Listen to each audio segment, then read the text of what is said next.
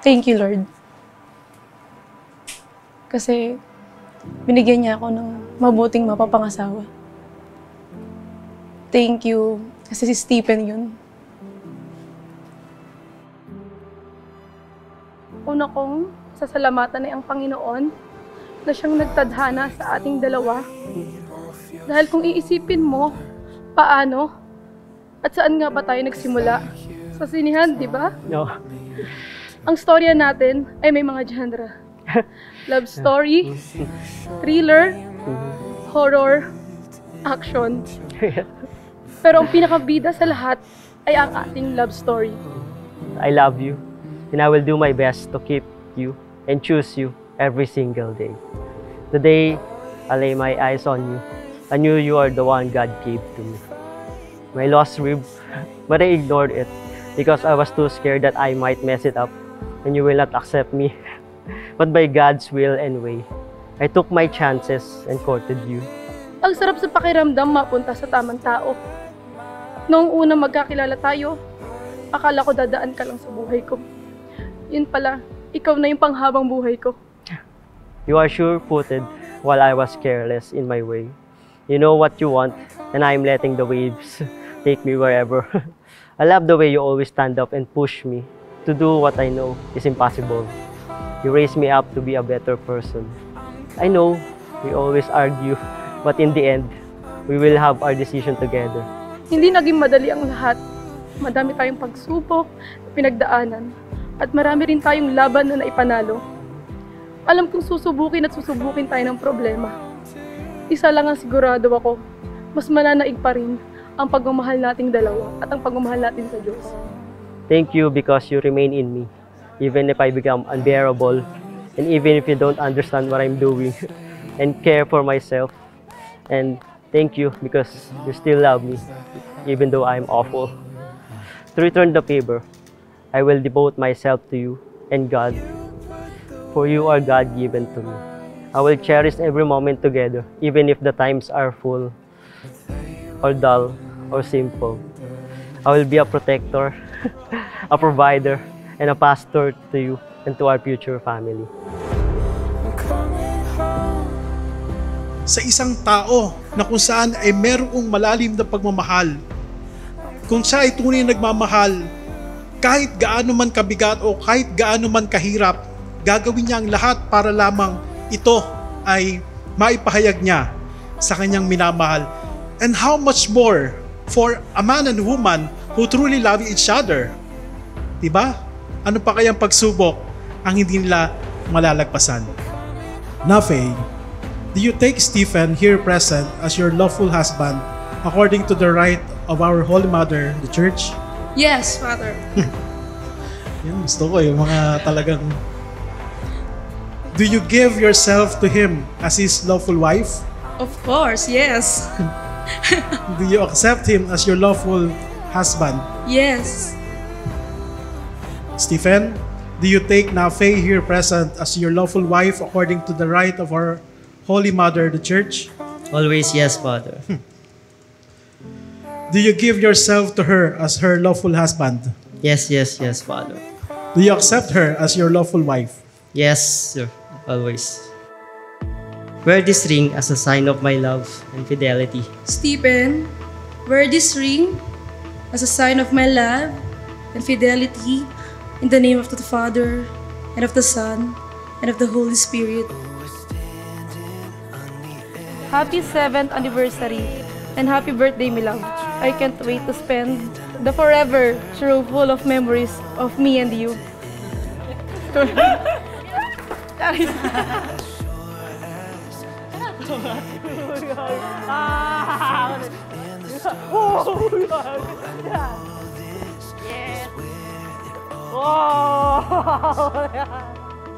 You'll always be my younger sister.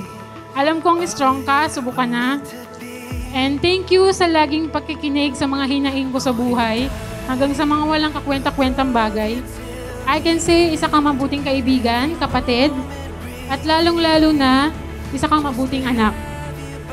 Back in 2021, sabi niya sa akin, kasi nagko-contribute kami para dun sa education ng pinakabunso namin. Sabi niya, Ito na yung last contribution ko kasi bubuo na ako ng pamilya. Nung una, parang mabigat. Kasi syempre, aalis na naman yung kuya.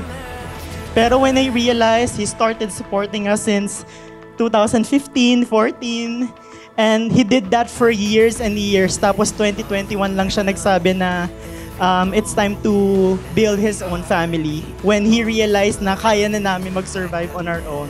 I don't think I ever got to say this to you, but thank you so much for your sacrifices and for supporting our family. To Easy, Gov, thank you kasi naiintindihan mo ang mga kabaliwan namin ni Faye. Sana ay lagi mong mahalin si Faye. Hindi ko masasabing masaya araw-araw, pero sana lagi mong piliing magmahal. Alam kong kaya nyo at kakayanin nyo pa lahat ng dadaan. I love you both.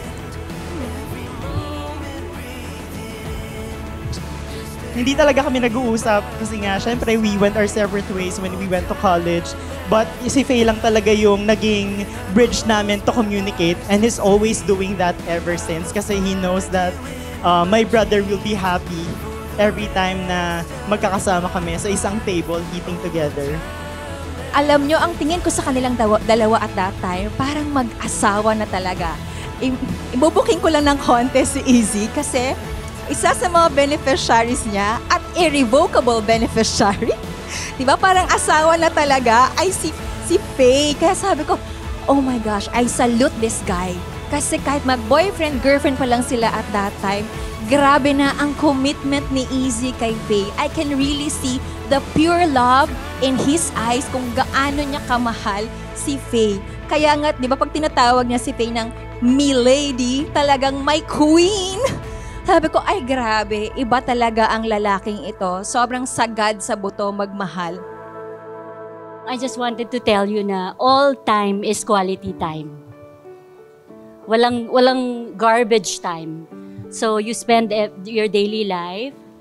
Parang some people are busy preparing for their dream vacation. They forget to recognize, they ignore the actual drive. The time that you're stuck together in the car. So I just want you to remember that. Remember and appreciate the gift of the present time. Faye, I think that's it's a very good quality that you always remain sweet to one another. Don't ever forget each other. It always put in that extra effort, and you married a good one here. Easy. Masayang-masaya naman ako sa kaganapan na to at sana sa ano nyo, maging lahat ang Panginoon lagi nyong pupuntahan kahit anong problema, siya lagi nyong tatawagin. Sana hindi kayo iwan ng Diyos sa pagsasama nyo. Mahal na mahal ko kayong dalawa, Faye, Stephen. Okay. Love you. Congrats. Best wishes. God is really so good and so generous na lahat ng kanilang din na inaspire talagang nagkatotoo. And because I saw that they are very hardworking, so passionate, napakasipag ng dalawang to. Kaya saludo ako sa inyong dalawa, and you all deserve all the love, all the lavish things in this world kasi napakabait ng puso nyo. Si Stephen, napakapagmahal sa pamilya, and si Faye, very understanding sa kanyang partner. And I pray that God will really bless your marriage. God will advance your family and your future children. Ngayon po ay karawan niya. Kaya happy birthday. And 7 taon na din po silang magkasintahan. At sa ngayon po ay sila'y kinasal na.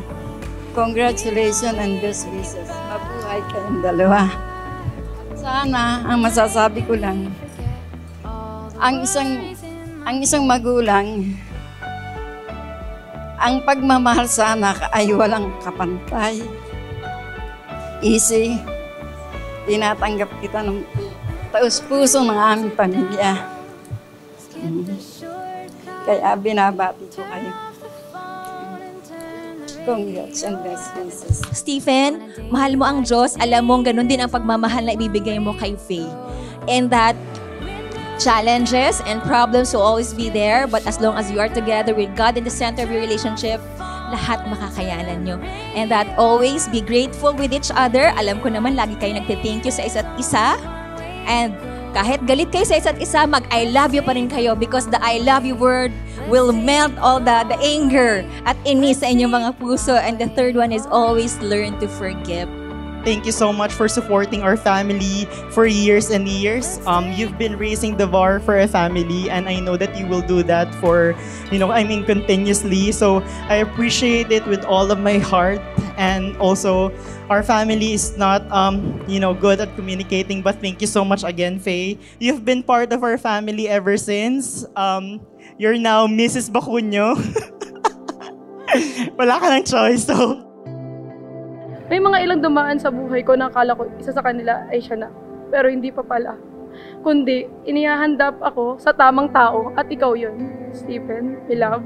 Kaya naging tamang tao na rin ako dahil ayoko mawala ka sa buhay ko. Dahil alam ko, ikaw ang bigay ng Diyos sa akin. This recent time, we have discovered that some love never lasts. So I will pray to God to keep our flames burning. There will be times that my love fades. And when that happens, I will always find ways to love you more than ever. Sabi nga sa Biblia, ang mabuting asawa ay bigay ng Panginoon. Tunay nga na wala nang mahihiling pa. Pag si Lord ang nagbigay, minsan mapapatanong ako, kung totoo ba ang lahat ng ito, na may makakasama akong mabuting asawa. I love you because of your smile, and if I grew tired of that, I will love you because of your beautiful eyes.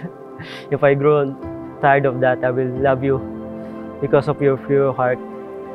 And if then, and so on, I will love you in any way. Maraming salamat, my love, dahil mas lalo mo akong inalapit kay Lord. Sadyang napakabuti niya sa atin dahil lahat ng inilatag natin na plano, simula 2016 up to now, 2023, bruin mo yun, 7 years in the making ang lahat, ay nasunod ang plano. Totoong nakikinig si Lord. Hindi man nasunod yung iba, pero mas maganda yung ibinigay niyang biyaya sa atin. The world is full of choices, and many consider other options, possibilities, and what ifs. I've been there in my head, but whatever I think of this, I always ask myself, will Nape be there? Ngayon, andito tayo sa altar. Wala akong ibang sasabihin kundi thank you, Lord, sa mabuting asawang pinagkaloob mo. Lord, I owe you everything that I have. We love you. Maraming salamat sa pagparanas sa akin ng healthy relationship with God and of course, healthy relationship with you, my love, Stephen.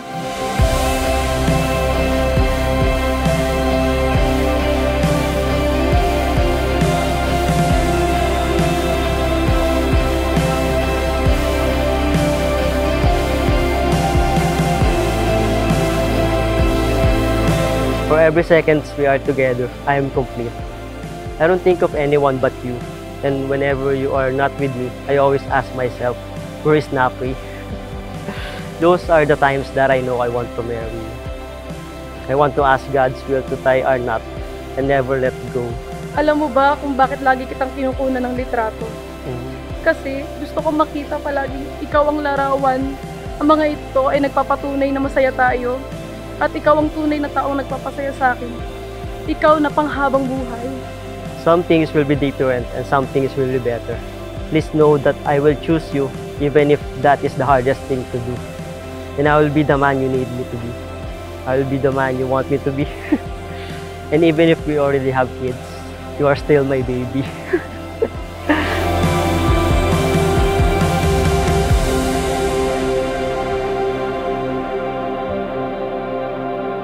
Pag nakikita ko kung gaano kamahal ng Diyos na binigyan niya ako na isang tulad mo. Sabi nga sa Bible, Kawikaan 19 verse 14, ang mabuting asawa ay bigay ng Panginoon. Kasi binigay niya ang answered prayer ko at ikaw yun. Ikaw ang answered prayer ko. Thank you to you, Lord, for giving me Stephen. And Stephen, thank you for making me a better woman, wife. To love you and to make you happy will be my eternal goal. In the sea full of choices, I will always swim across and choose you. I love you always. That is all I'm trying to say. Your love for me is a blessing every day.